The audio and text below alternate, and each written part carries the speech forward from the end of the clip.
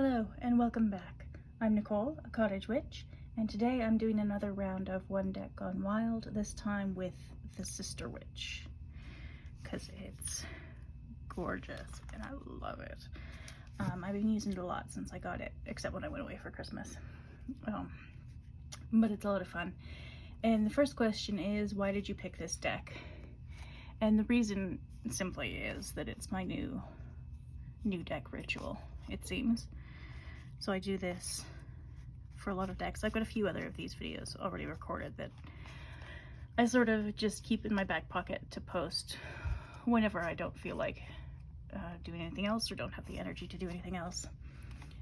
So it's handy to keep in my back pocket. And it's a fun way to get to know a deck a little bit.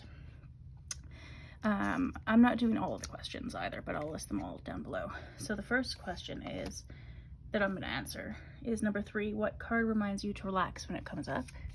And that is this one, Flow, which I think is Temperance, which usually I don't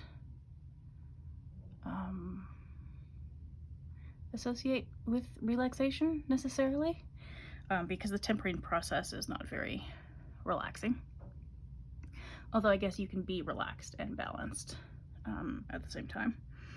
But this card, there's something about just her concentration and her posture that make me relax. It also looks like she's underwater or something. Number 4. What is your favorite representation of the color blue? There's a lot of blue in this deck. So I've picked a few of them. A couple of them are this sort of turquoise color. The Ace of Waters and the Three of Stones. So that's Cups and Pentacles. And yeah, I find it a really calming color. And I love it. I also do enjoy this darker blue, the more intense sort of one in Nick Niven, which is the Magician. Number 5, your favorite representation of whichever card. I really like in this deck a lot of the depictions of older women's faces. I know it's mostly white women, being sort of olden days Scotland. Would have been majority white, I suppose. Although I guess they could have branched out anyway, as there are, Black Scottish people and what have you. So there's not a lot of diversity in that regard, but there's more age diversity than I usually see in decks. And it's just so beautiful. This is one of my favorite cards. And actually, for the question later, I think I picked a different card, but there's a question later that's what card would you hang on the wall? And that would be one of the contenders. These are a couple other ones where there are older women. And then another, I'm just grabbing my spindles here because I like this Spinner of Threads for the World.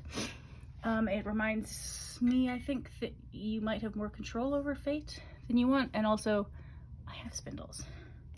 I have 2 of them. This one's quite full at the moment. And this is my all-time favorite spindle. It's not the same. It's not this style of spindle. This, despite the fact she's using it like a drop spindle, it looks more like a supported spindle to me, but maybe there's another type of spindle I don't know about. Anyway, tangent. I do love spinning. I don't do it often enough. I should do it more often. It's relaxing. So maybe I will leave that out on my table. So that's one of my favorite representations of the Wheel of Fortune. Number 6, which card makes you feel nostalgic? And this card renewal is Awakening or Judgment, which ordinarily would not make me feel nostalgic at all. But there's something about this kid and just the sort of innocence of childhood in this depiction that makes me feel a bit nostalgic. Number 7, what card shifts your perspective? Oh, I've got mine out of order here. That's good. Okay. So there were a few of them. One of them is the Seven of Stones, which is the Seven of Pentacles, which I don't have a particular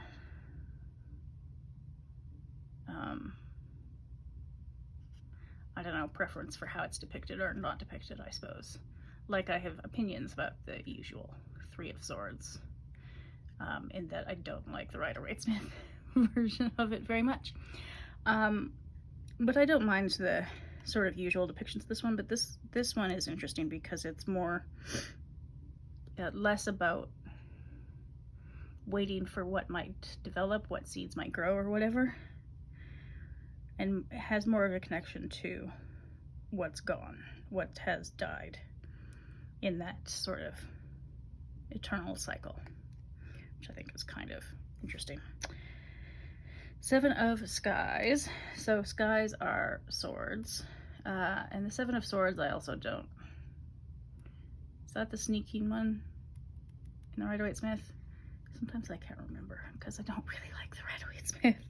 And I tend to be learning tarot too. Like, I've learned a little bit about all three of the main systems that are used today, but I don't tend to rely on them because for me, part of the purpose of using these sorts of cards is to develop my intuition, which was something that I had suppressed for a long time out of necessity, but still trying to reverse that. So sometimes I do forget, if I haven't looked at the Rider-Waite-Smith images for a while, what those are. But this one, I don't know, there's something hidden, but the henbane here with the hallucinogenic plant aspect and the crows, there's just, so there is something hidden.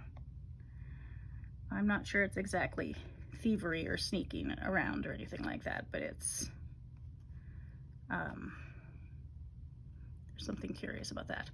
Some of these cards too, I find, if I don't know the mythology behind them, then I have to look them up in the guidebook, which is actually really good. So Seven of Skies, because like the Selkie one, the the myth of the Selkie, which has made its way to Canada, I don't think I would have known what that card meant without knowing that story. But knowing that story, I immediately understood what it meant. So yeah, there's excuse me, I've got a frog in my throat all of a sudden. Yeah, henbane used for witches' flying ointments, allegedly. I don't know if that's definitive, but yeah, that's the story anyway. Bring on trance-like states and produce visionary experiences, including a physical sensation of flying. So yeah, there's something curious about this depiction that I find quite interesting. And then the Four of Trees, which is the Four of Wands. And similar to the Seven of Stones, this is less about the sort of RWS celebration that kind of looks like some sort of wedding or spring celebration or whatever. And more connected with connection with the spirits. So maybe in that regard, it's a celebration of those connections. But actually, let me look that up too. I may look up a few things in this, so if that annoys you, this might not be the video for you. But the guidebook is fantastic. Saning. I have heard of saning before. I don't use juniper for it because I don't like the smell of burning juniper, but I might try rowan. I haven't tried that before. Protective to safeguard and purify homes and livestock.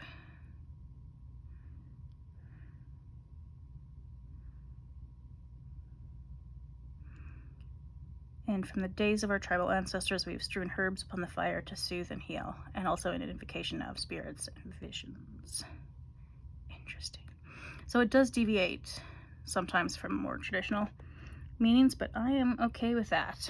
Mostly I'm okay with that because the guidebook is so fantastic. Like, if I didn't... This one I probably could read intuitively, but I'm not sure if this one you know, there are just some that, if it's just a person, okay, henbane gives me enough to work with. But there are a few of them that are just figures like this one. Would that give me enough to work with intuitively if I didn't know that that was, what's his name? McNannon McClear? Something like that. God of the Sea. I don't know. So yeah, if people aren't into the Scottish folklore, I can see this not being, you know, down people's alley, because you would, I think, at least for me, I need to know that sort of thing. So I've been very much into the guidebook for this one, which is unusual for me because I don't usually get into guidebook. Okay, moving not very swiftly along. Number 8, what's your favorite animal?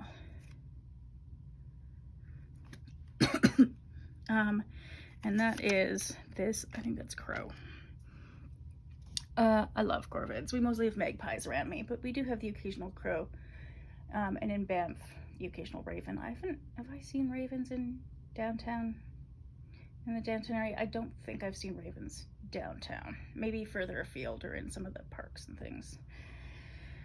But you see the occasional crow, and they're just fascinating. Such intelligent animals.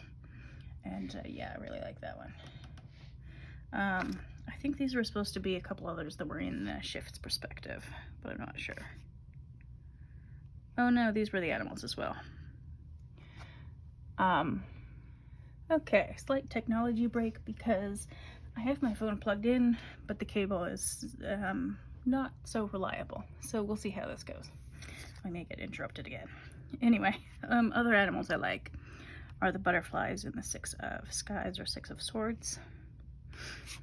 And this, I'll have to look up what this is at some point, but the moth in the Moonchild. We do not have moths that look like that where I live. I don't know if that's a Scottish thing. I also like all of the skulls of animals that have passed on in this deck. I find that really an interesting component. All right, which court card reminds you most of Heartbreak? I never pick a court card for this, I just pick a card. And in that case, this is the Selkie myth. So this is the 8 of Waters. Leaving, and I guess you could get leaving something behind from this, but there is an element of heartbreak and alienation and betrayal and all sorts of other things in the story of the Selkie that you wouldn't get if you didn't know the story. And then the 5 of Waters, which is the 5 of Cups. Actually, this one I think makes me think more of heartbreak than this one, but there is something of loss in this 5 of Waters. If you made this deck a meal, what would it be? Okay, so I've got this book that I rescued from a recycling. Sometimes I volunteer for a book sale in town that benefits childhood literacy. And so you go through books and sort them and recycle them, and people get all horrified that we recycle books. But I mean, some of the books people bring are falling apart, or they're from the 80s, like literally tech books, how to work a PC from the 80s. No, sorry. You can't sell that, and it's supposed to be a fundraiser, so they just keep books they can sell, and this was one of the ones they didn't think they could, so I brought it home. And this is from Celtic Hearths, baked goods from Scotland, Ireland, and Wales. And I have not made anything from this. I don't know why, but it's so cute. It's just a very cute little book with these sort of pencil drawings, and yeah. So I don't know if any of the recipes are any good, but these would be one of the ones that I would make, something from this, one of these breads or cakes. What is this deck's favorite book? The only book that I really felt like I could pick is Scottish Witchcraft, A Complete Guide to Authentic Folklore, Spells, and Magical Tools by Barbara Mickle-John-Free. And I've read this, have I read this twice now? I think maybe I've read it twice. It's quite interesting. It does have some things that are more modern, I think, and things that are a little bit more Wiccan that aren't explicitly mentioned as Wiccan, but it is a really interesting book and I enjoyed it. And so it's got rituals, ancestors, spirits, divination, staff, stone, and earth, the witch's kitchen, and then some spells at the end. And yeah, it's the only book I found so far on specifically Scottish witchcraft, so that had to be the one. And if you were to travel anywhere with this deck, where would it be? Scotland or Ireland, I would think. And where's this deck want to go? Scotland. Like, there's no other option. It's very Scottish, and I love that about it. Because I've never actually seen another deck that's so explicitly Scottish. The occasional Irish one, but mostly they're like generic Celtic, which is weird because there is no generic Celtic culture. There really never has been. That's not a thing. So I appreciate the specificity, I guess, which speaks to actually number 17, something that sets this deck apart. Going back to number 16 for a second, what card would you hang in whichever room of the house? So I picked 2 of them, and I don't know which room I'd hang this in, but the Ten of Waters is just so beautiful. I don't know if it's showing up very well. I might have to change the brightness on this video and see if it shows up a bit better, because I'm losing the light because it's the middle of winter in Canada. And also this 8 of Trees, which is the 8 of Wands, which is also sort of a derivation, or a deviation, I should say. And I need to look up what all those flowers are, because I know thistles and I guess that could be yarrow, I'm not sure, and nettle, but I'm not sure of some of the other ones. And one of the things I like about the guidebook is that it has a lot of the plants and the animals. 8 of Trees. Whoops. Let's see. Bluebell, Heather. That must be this one. Gorse. I've never even heard of gorse before. Nettle, yarrow, nightshade, and bog myrtle. Okay, so that must be these 2. I'll have to look those up. I'm not very familiar with some of those. Nettle and yarrow I grow on my balcony, and thistles are everywhere. Actually, milk thistle I grow on my balcony too. And heather I've only just started to get to know recently. So yeah, and I appreciate that it has descriptions of the flowers or relationships with the flowers, what they've been used for, that sort of thing. That's right up my alley. Okay. What am I at here? 18. If the deck could have one superpower, what it would be? And I would say shape-shifting into animals, in part because there is, throughout this book, there is this hare, and there is shape-shifting. Shape-shifting, which is, and apparently transforming into hares was quite common. So the Fool is actually this woman who's about to shapeshift, apparently. Or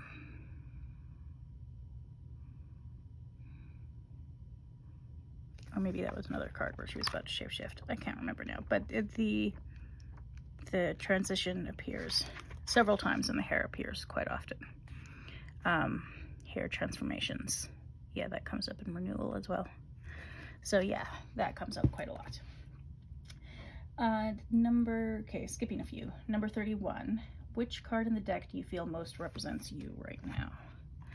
And I would say, I've picked out several of them. Okay. So this tradition for the Hermit, usually with Hermit cards, I either love them if they are not so obviously Catholic, or I don't if they are obviously Catholic. And this one is more of a connection with her tradition, her folk tradition, and the tradition of her people. And that I really like. And I feel like that's sort of where I don't know if that's where I am right now, but I feel like that's where I'm trying to get. Sometimes in the trying to get there, I feel like I'm just getting started and hardly know anything yet. So sometimes the Fool represents me in that regard.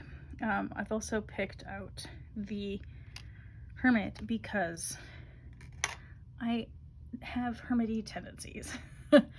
I'm a homebody. I mean, I go outdoors and look at the plants and talk to the plants and look like a general weirdo, but I do most of that by myself, except of course with the plants. And then I just come home and read my books and bake or knit or whatever. Not knit, crochet. But yeah, I definitely have hermity tendencies, so that one I can relate to a little bit.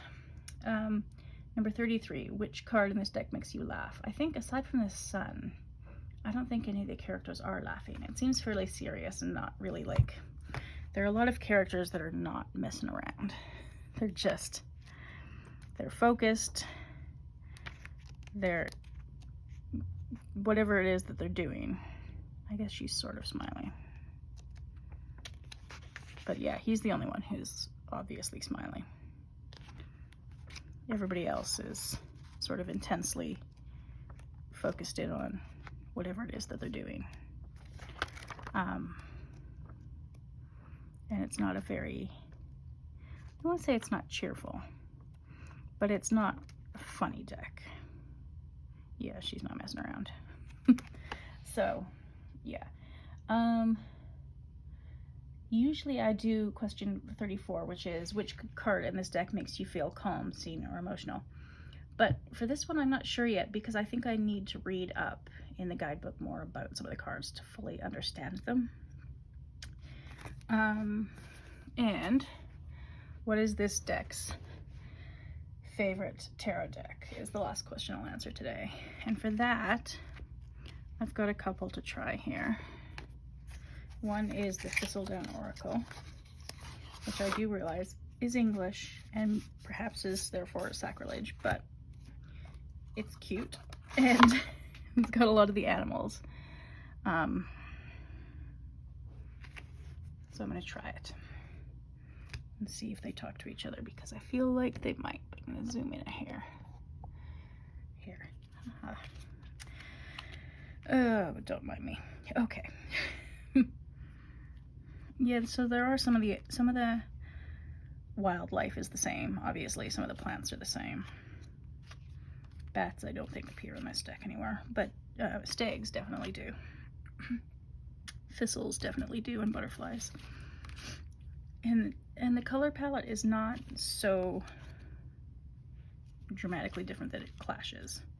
Like, it's not the same, but it kind of, yeah. I think it kind of works for me.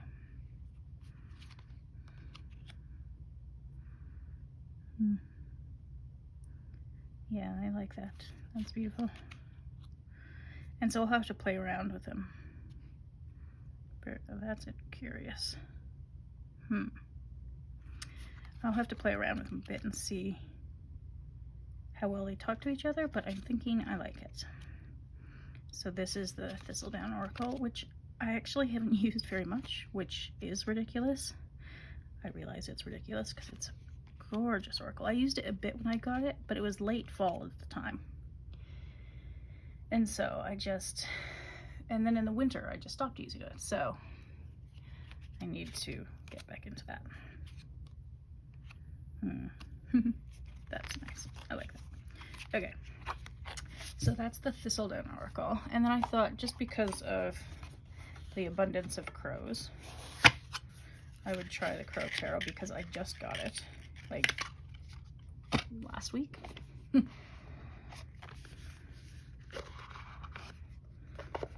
This is the pocket edition, which I'm a fan of all these pocket editions.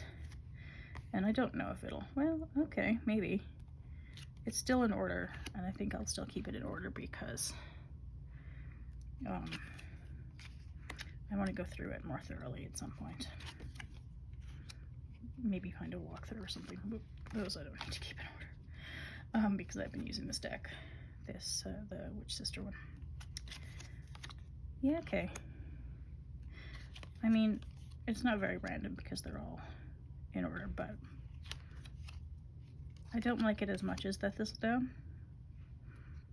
But it's possible there's something there. I may try it at some point with the Urban Crow Oracle as well and see how the sort of modern urban situation speaks to the old Highland rural situation. If they get on at all. I don't know. I might play with those for a little while though. So yeah, I would say that the Thistledown Oracle is this deck's favorite deck. And that's all for now. Those are all the questions I want to answer for this one.